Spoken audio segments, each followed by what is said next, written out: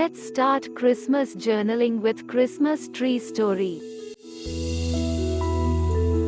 Long before the advent of Christianity, plants and trees that remained green all year had a special meaning for people in the winter.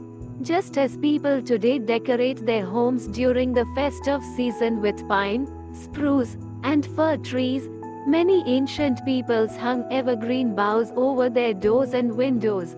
In many countries it was believed that evergreens would keep away witches, ghosts, evil spirits, and illness.